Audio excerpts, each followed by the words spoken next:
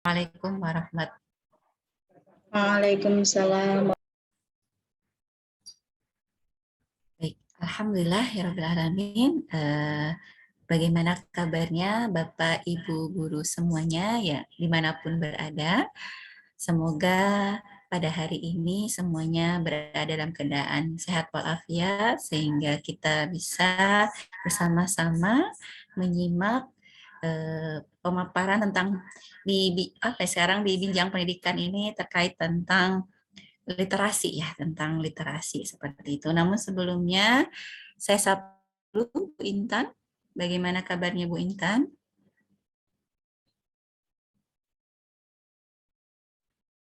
Alhamdulillah sehat Bu Ayu. Alhamdulillah. Alhamdulillah, alhamdulillah ya, masya Allah ya.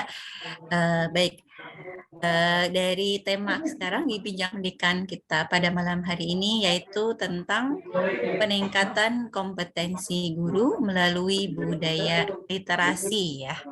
Nah, perlu kita sadari bersama bahwa kewajiban seorang guru itu adalah bukanlah hanya sebatas mengajar gitu ya, tapi juga harus terus selalu belajar gitu kan. Nah, seorang guru tuh harus senantiasa meningkatkan kompetensi agar mampu menjalankan tugasnya dengan baik serta mampu menghadapi berbagai tantangan di masa sekarang maupun masa yang akan datang.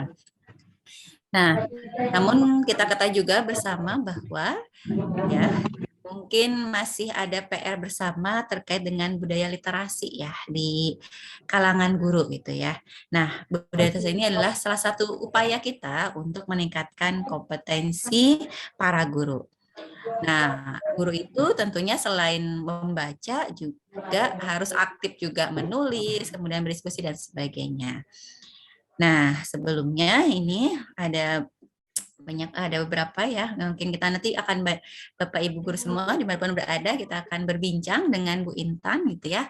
Nah, Bu Intan Kuntansi ini beliau adalah seorang guru gitu, sekaligus kepala sekolah, betul Bu?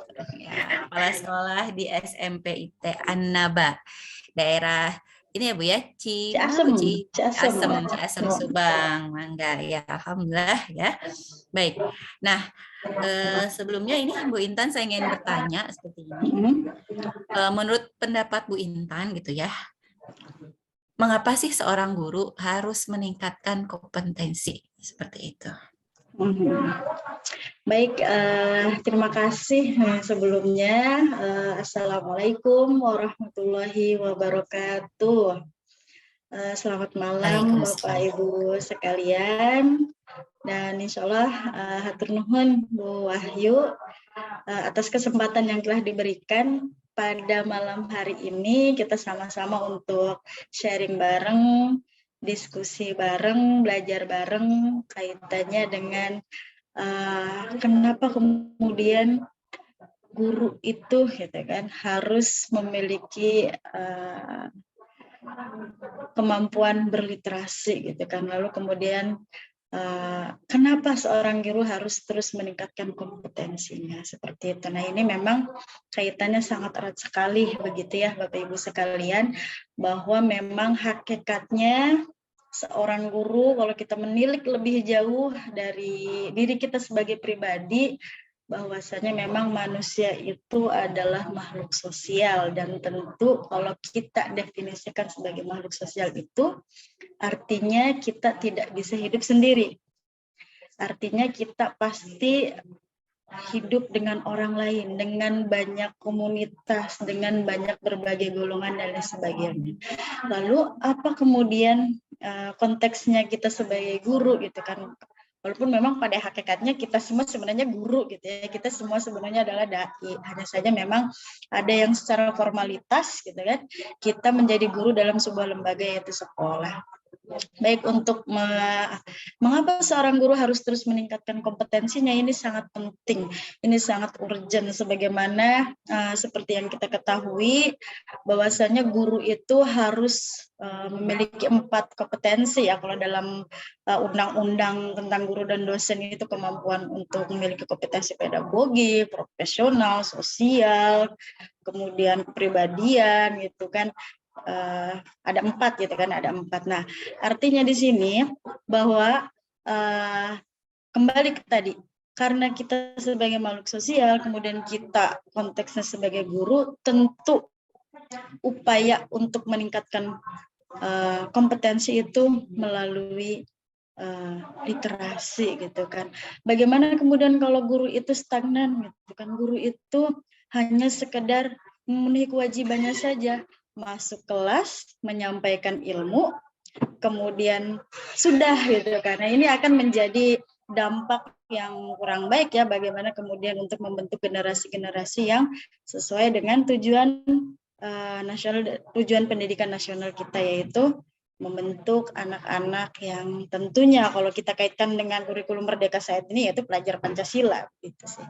Begitu Bu Ayu ya, makanya memang kenapa kemudian seorang guru itu harus terus untuk memiliki upaya meningkatkan kompetensi, meningkatkan atau mengupgrade dirinya gitu, karena kaitannya memang guru itu adalah obor ya, guru itu adalah penerang bagi upaya untuk mencerdaskan kehidupan bangsa, begitu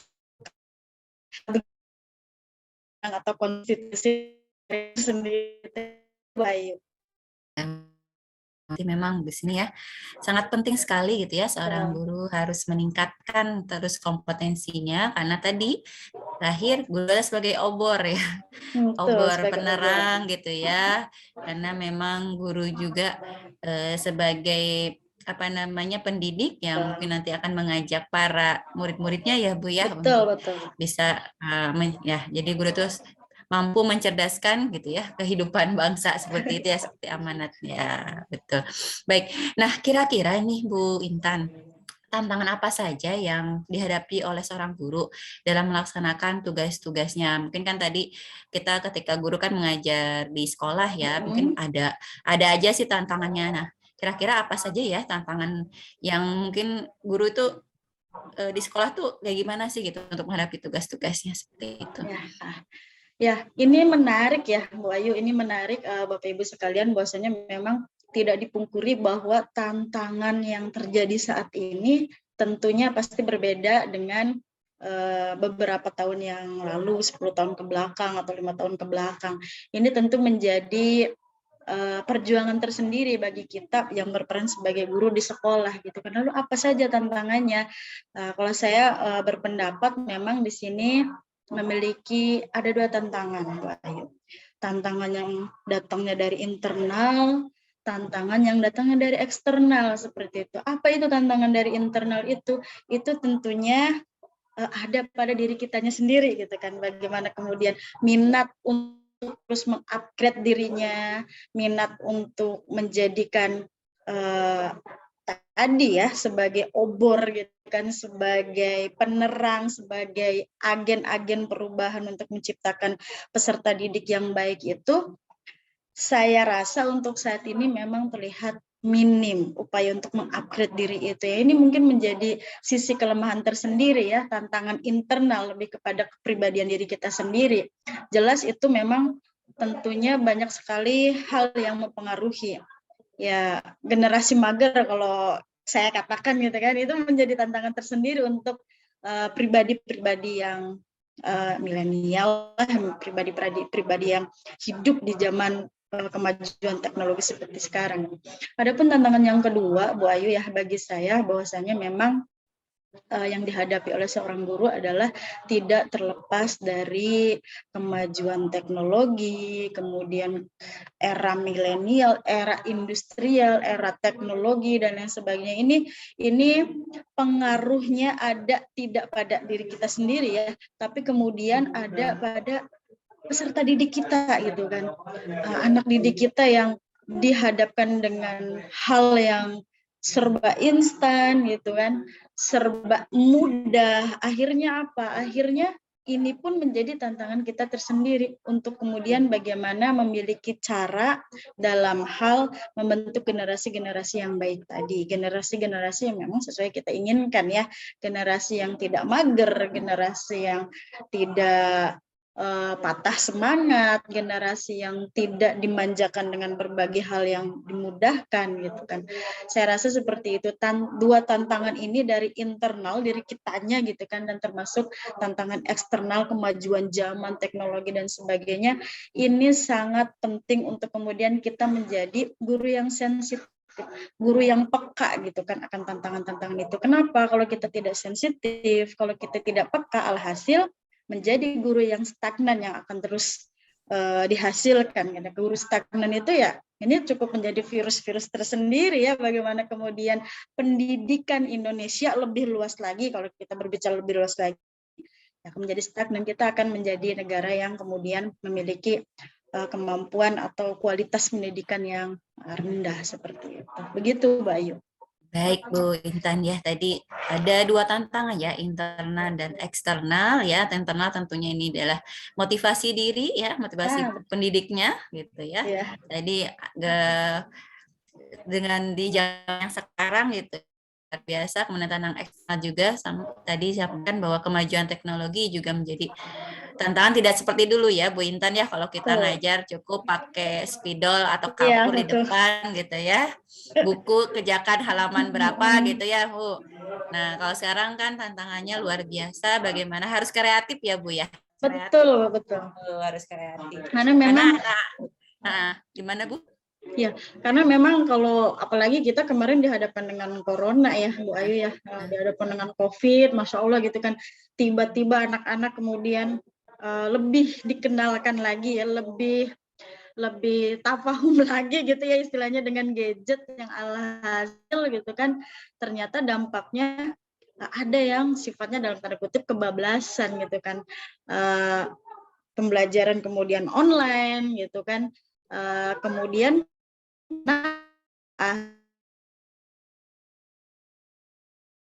ini menjadi tantangan kita tersendiri untuk kemudian lebih bijak lagi, salah satunya yaitu menerapkan metode pembelajaran atau media pembelajaran tersendiri. Baik ya, tadi terlihat ya luar biasa tantangan yang kita hadapi saat ini. Kemudian terkait dengan literasi nih Bu Intan ya, kira-kira sejauh mana peran literasi ini untuk apa ya, mendorong atau dalam meningkatkan kompetensi guru? Apakah sangat berperan atau tidak ya gitu ya literasi ini di zaman sekarang ini untuk peningkatan kompetensi guru? Nah, terima kasih Bu Ayu. Tentu kalau kita berbicara tentang literasi itu kan tidak hanya literasi membaca gitu ya, banyak sekali sebenarnya jenis-jenis literasi itu, ada literasi digital, literasi visual dan lain sebagainya. Kalau kita mengambil kesimpulan sebenarnya memang literasi itu kan kemampuan membaca dan menulis ya, dua hal ini sangat memiliki kaitan yang sangat erat, tidak bisa terpisahkan. Bagaimana seseorang bisa menulis itu ya berawal dari sejauh mana orang itu sering membaca gitu. Lalu kemudian bagaimana peran literasi itu dalam meningkatkan kompetensi seorang guru gitu. Tentu sangat-sangat berperan gitu ya. Tentu sangat berperan karena memang yang terjadi saat ini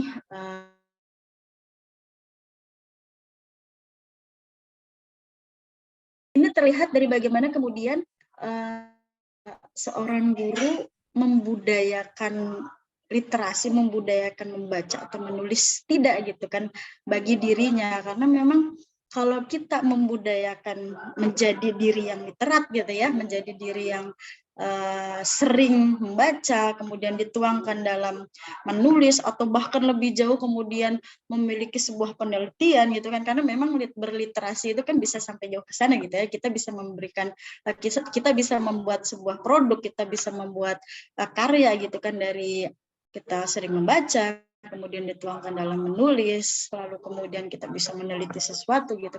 Itu menjadi peran tersendiri untuk kemudian hasilnya ke peserta didik kita sendiri gitu kan. Karena apa? Dari berliterasi tentunya gitu kan kita akan menambah wawasan, menambah informasi, meningkatkan kemampuan interpersonal gitu kan dan lain sebagainya. Ini sangat penting dan ini sangat menjadi menjadi sesuatu yang sangat efektif untuk kemudian nanti bagaimana si guru itu gitu ya, bagaimana seorang pendidik bisa menerapkan apa-apa yang sudah dibaca gitu kan, untuk kemudian mengeksplor dirinya sebagai guru gitu kan, dan anak-anak gitu ya, peserta didik gitu ya, peserta didik akan memiliki kesenangan, bahagia gitu ketika mengikuti guru tertentu gitu dalam melakukan pembelajaran di kelas. Gitu. Jadi intinya memang Bu Ayu, peran literasi bagi seorang guru gitu kan dalam upaya meningkatkan kompetensinya itu sangat penting, sangat memiliki peran yang luar biasa,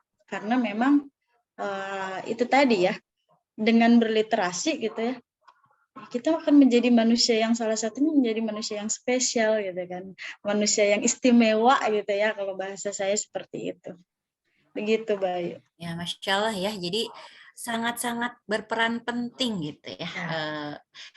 Literasi ini dalam peningkatan kompetensi guru, karena tadi jadi menjadi manusia istimewa, jadi manusia yang guru yang istimewa, guru yang wawasannya luas gitu ya, sehingga anak-anak tuh senang belajar, karena seorang guru kan tidak harus juga mungkin tadi ya Bu, kalau misalkan kita jadi pengajar hanya satu mapel tapi punya Ya, wawasan yang luar biasa gitu ya, anak-anak bisa menghubungkan, jadi akan timbul pembelajaran bermakna mungkin ya Bu, seperti itu. betul, Bayu. Kalau Masya berbicara Allah. tentang pengalaman ya, mungkin ini berbagi pengalaman ya, Bu Ayu. Sebenarnya saya mengajar Ya. belum cukup lama gitu ya, mengajar belum cukup Hmm. lama. Terkadang anak itu sangat antusias ketika kita bisa berbagi tentang wawasan, tentang pengalaman gitu kan. Itu sangat antusias.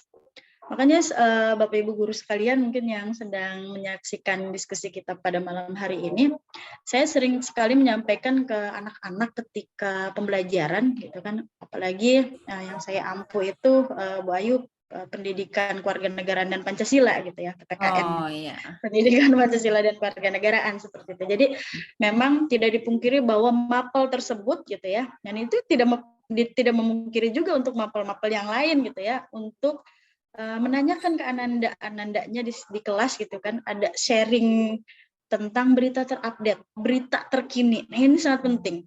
Ini kaitannya secara tidak langsung meliterasikan pengetahuan Ananda. Ananda, berita apa yang sedang update? Berita politik, berita sosial, ekonomi, bahkan kriminal gitu ya, Bu Ayu. Saya sering menanyakan ke anak-anak, ayo sekarang tentang update apa? Ketika saya menyampaikan itu, anak-anak menjawab antusias gitu. Sampai mungkin beberapa menit gitu kan, lupa gitu ya kalau belajar PPKN-nya gitu kan, karena memang ternyata hanyut dengan saling sharing pengetahuan umum seperti itu. Kemudian kita juga mampu menstimulus anak-anak yang untuk kemudian berpendapat, menyampaikan saran, menyampaikan kritik gitu kan.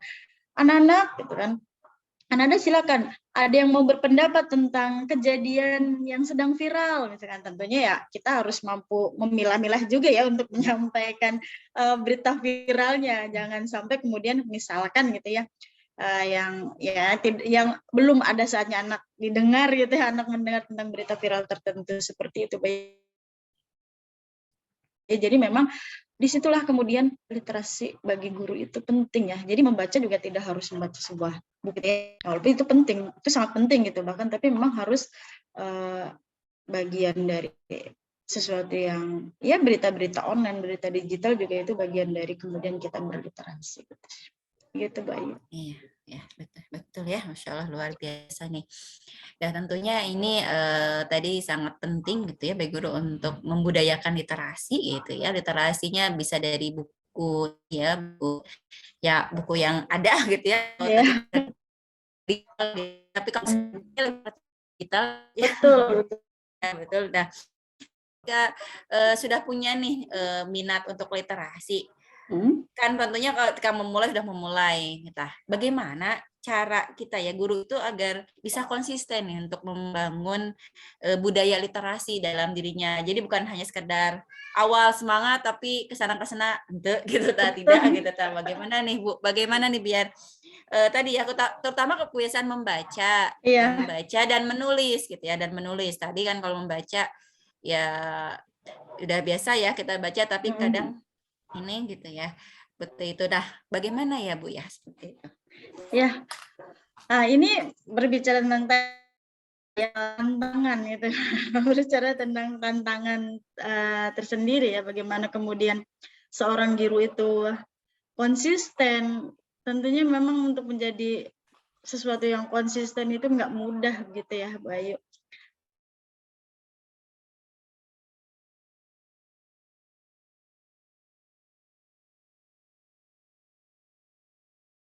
Atau tentu ini harus, kalau saya Bayu di sekolah ya tentunya ini harus memiliki gerakan-gerakan tersendiri. Kalau di Anaba nih ya, ini berbagi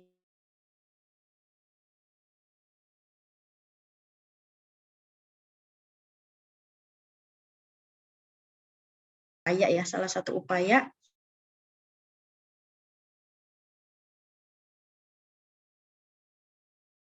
ada beberapa target yang harus dicapai. Salah satunya adalah 1 bulan minimal menyelesaikan 1 buku.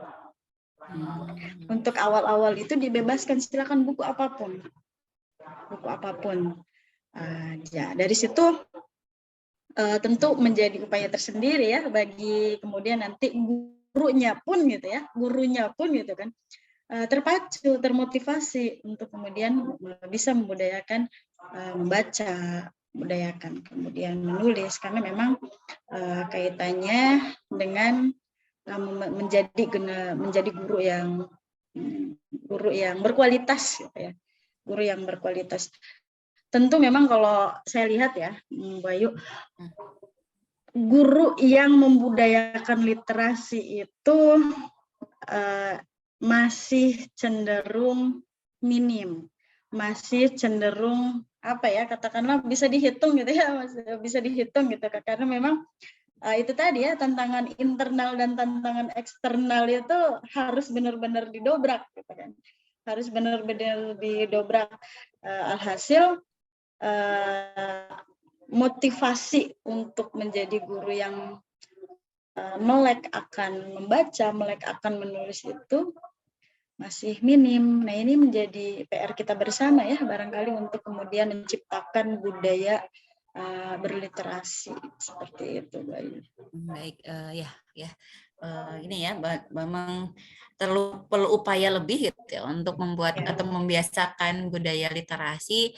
Nah, mungkin ini terkait dengan menulis nih, kayaknya mungkin ya sebagian besar mungkin termasuk saya juga masih takut dalam menulis ya kan, masih takut Bu, karena misalkan bisa jadi mau menulis tapi bingung ya, bingung gitu ya, mau nulis apa gitu dan seperti apa gitu kan, seperti itu. Tapi ya tentunya nih kalau Bu Intan kan sudah pengalaman ya, bisa udah menulis juga di media massa ya Bu, media massa.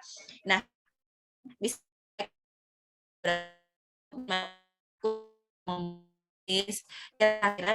apa ya manfaat yang diperoleh ketika guru itu sudah terbiasa mampu untuk membiasakan diri menulis, atau mungkin boleh ceritakan sama Bu Intan ya, bagaimana awal mula nih gitu ya menulis, menulisnya bagaimana bisa menuangkan ide dari hasil baca ya, hasil yang sudah dibaca, dari hasil pemikiran menjadi sebuah tulisan itu seperti apa. Jadi biar kita sama-sama bisa belajar gitu ya, bagaimana Bu, dan kemudian apa sih manfaat yang Ibu peroleh ketika sudah bisa menulis di media massa.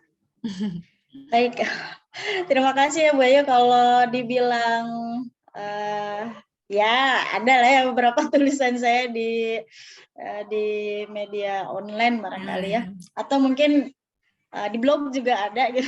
Di blog variatif, kalau di blog lebih variatif lagi gitu kan. Sebenarnya yang pertama itu memang tentang keberanian. Keberanian, percaya diri aja udah gitu. Percaya diri aja. Gimana sih supaya percaya diri? Ya kita yakin gitu kan. Sebenarnya kan semua kembali ke niat ya. Sebenarnya semua kembali ke niat. Intinya berani, percaya diri gitu kan. Insya Allah gitu kan. Jadi udah, ini pengalaman saya kemudian ketika menulis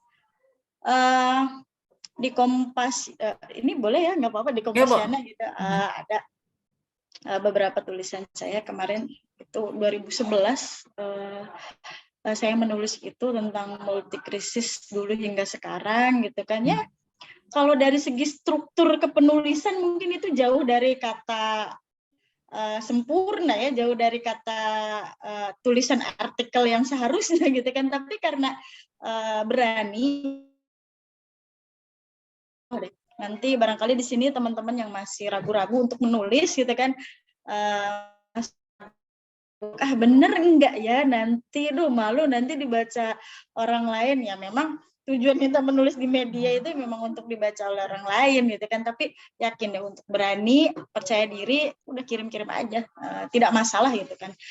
Kemudian apa manfaatnya dari kita menulis gitu kan, membiasakan diri untuk menulis di media? Tentu banyak sekali manfaatnya ya begitu. Apa manfaatnya?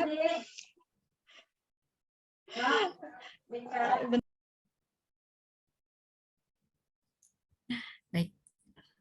Tentu manfaatnya banyak ya, Bayu. Manfaatnya banyak. Yang pertama yang pasti, dari apa yang kita tulis itu akan bisa memberikan inspirasi, motivasi bagi pembacanya. Apalagi sampai kemudian tulisan kita bisa menjadi sumber referensi atau sumber literatur tersendiri untuk penelitian, untuk karya tulis yang lainnya, atau mungkin untuk menulis gitu, untuk menulis bagi seseorang gitu kan. Menulis itu sangat, ya intinya memang sangat bermanfaat gitu ya. Menulis itu sangat bermanfaat, manfaatnya banyak tentunya.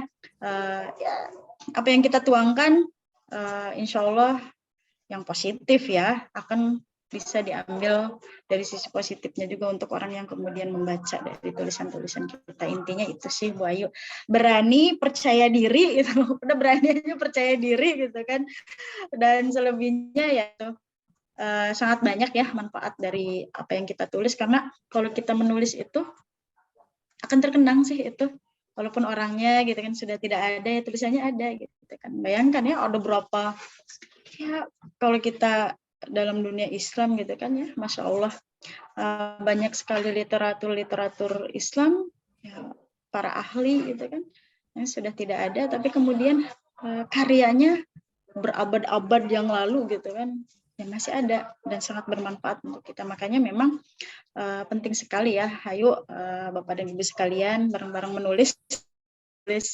kebaikan tentunya ya, menulis sesuatu yang bisa menginspirasi, menulis sesuatu yang bisa memotivasi, baik itu dalam bentuk opini, dalam bentuk saran dan kritik dan sebagainya, itu insya Allah pasti akan selalu ada manfaatnya. Gitu, Bayu. Ya, luar biasa ya. Jadi memulai itu harus dengan keberanian ya. Pede dulu deh gitu ya. Pede dulu aja udah ya. pokoknya. Ya, pede dulu, nanti masalah dimuat tidaknya ya Itu. coba ya gitu ya. Saya pernah Bu Ayu cerita dosen saya ya. Cerita dosen saya, beliau salah satu pemasok tulisannya ya, artikelnya di Kompas, koran Kompas gitu kan. Yang saya dengar memang untuk bisa goal gitu ya, artikel ke koran Kompas itu luar biasa gitu. Sampai berapa puluh atau berapa puluh tulisan gitu ya, nggak lolos, sampai kemudian lolosnya itu kenikmatan tersendiri ya, kenikmatan tersendiri. Tapi mungkin sekarang banyaklah media-media online gitu kan, media-media cetak dan sebagainya, untuk ya sepertinya gitu ya lebih mudah untuk kemudian tulisan-tulisan kita juga dimuat. Jadi memang jangan sungkan untuk ayo memulai untuk menulis kalau dalam Al-Quran itu ikro ya, bagian dari hasil ikro itu membaca itu kan, menulis seperti itu. Iya, baik ya, luar biasa ya. Dan manfaatnya juga tadi sangat banyak ya, utamanya bagi diri sendiri ya, bagi guru tersebut ya, Bu Intan ya, luar biasa. Baik, nah terkait dengan tulis menulis gitu ya, kira-kira nih bagi seorang guru, apa ya tema yang bisa diangkat atau diambil oleh guru ketika mulai menulis gitu ya? Banyak ya, Boyu, banyak sih sebenarnya kalau berkaitan dengan tema apa yang diangkat gitu ya, tema apa yang cocok gitu ya. Sebenarnya banyak sekali sih.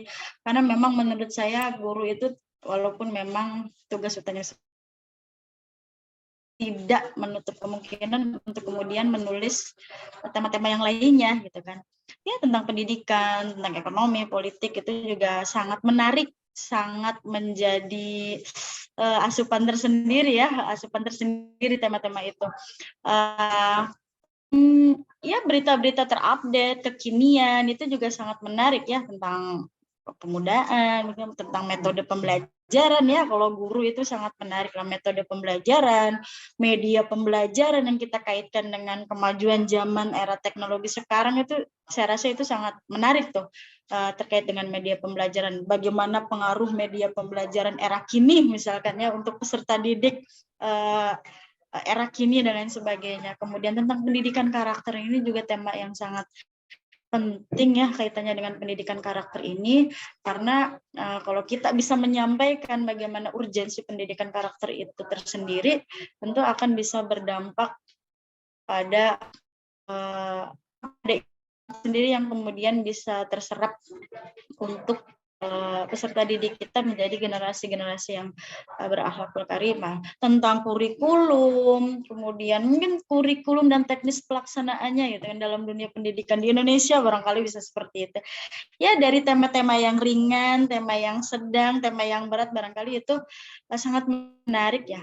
Lalu kita kaitkan dengan berita kekinian, apa yang sedang tentang kurikulum merdeka barangkali ya disitulah kita harus melek ya lagi-lagi kuncinya kita tidak boleh tidak membudayakan membaca tadi ya karena untuk menulis itu kan memang harus banyak baca juga jadi kalau orang yang kemudian kurang minatnya dalam membaca biasanya nih Bu Ayu akan bingung juga mau nulis apa gitu kan akan bingung juga mau nulis apa ya karena memang ada apa ya di sininya ada apa gitu tumpul gitu makanya untuk mengasah otak kita gitu kan untuk menjadi seorang penulis itu memang mau nggak mau memang harus membaca gitu kalau sudah membaca gitu.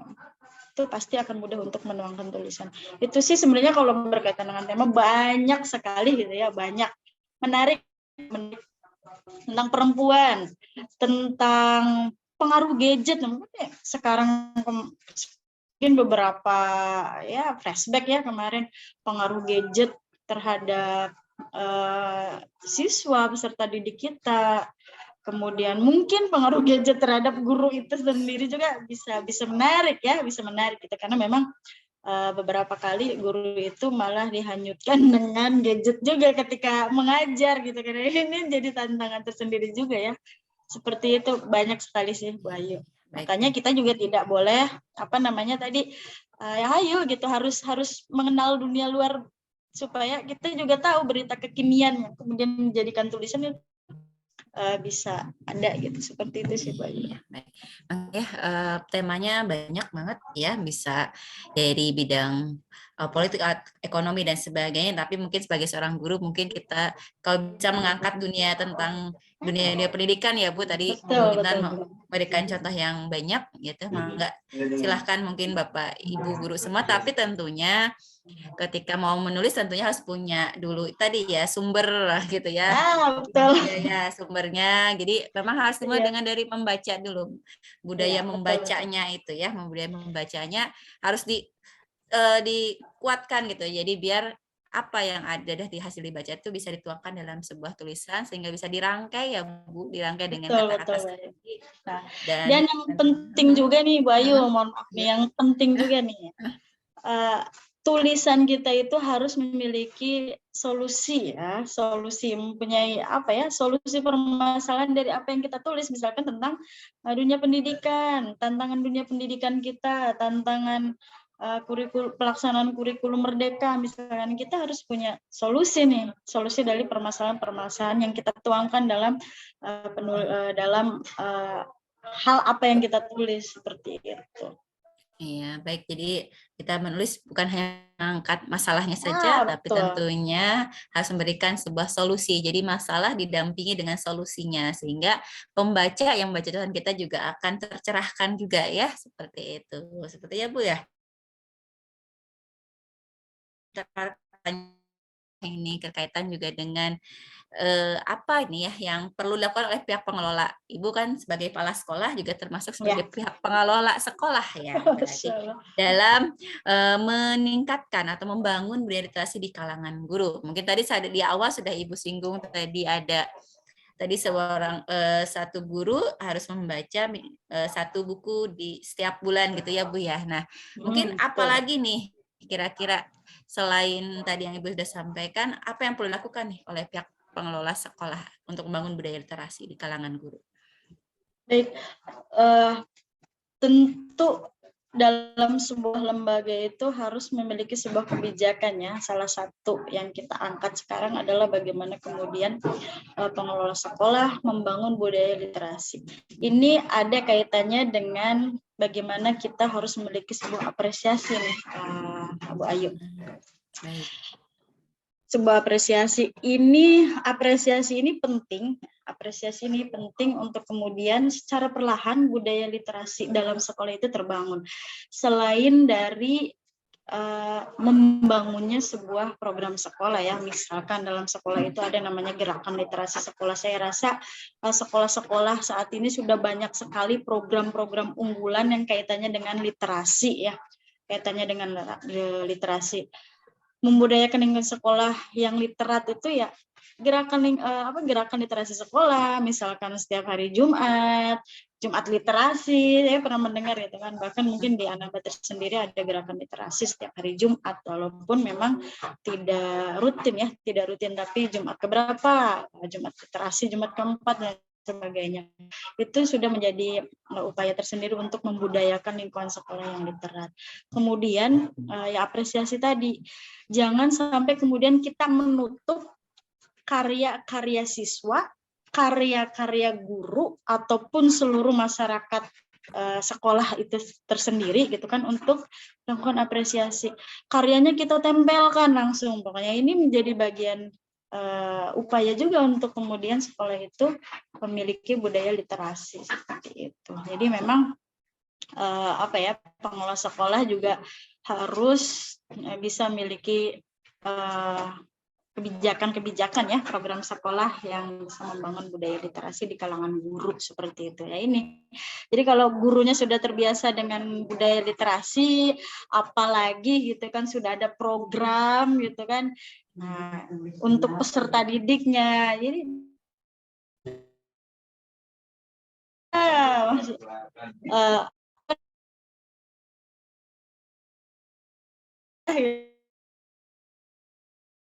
untuk anak didiknya itu sih program sekolah, kemudian apresiasi dari pelaksanaan program itu sendiri.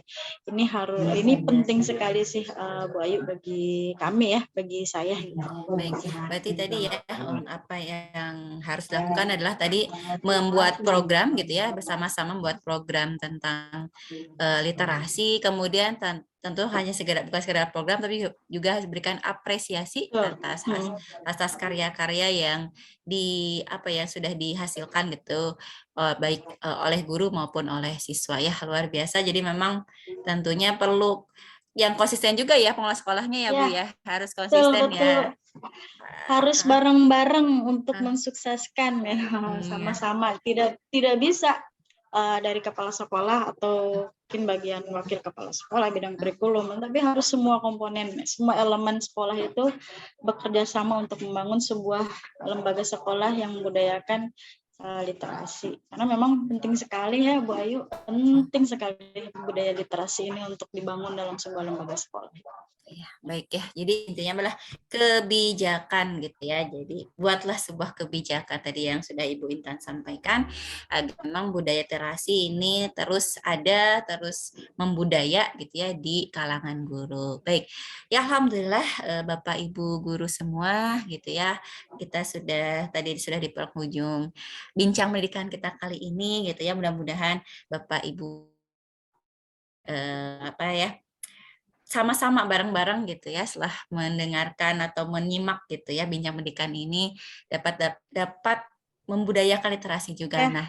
Nah, sebelum kita tutup nih Bu Intan, tentunya apa sih kesimpulan atau saran Bu Intan bagi para Bapak Ibu guru semua yang ada di seluruh Indonesia, mungkin dunia yang menonton saat ini. Enggak, Bu. Ya, terima kasih banyak Bu Ayu. Bahwasanya memang guru itu harus terus mengupgrade diri ya, harus terus memiliki niat meningkatkan kapasitas diri, karena memang kaitannya dengan ya lebih luas lagi amanah ya, amanah undang-undang kita dalam mencerdaskan kehidupan bangsa, dan itu bisa berawal dari membudayakan literasi.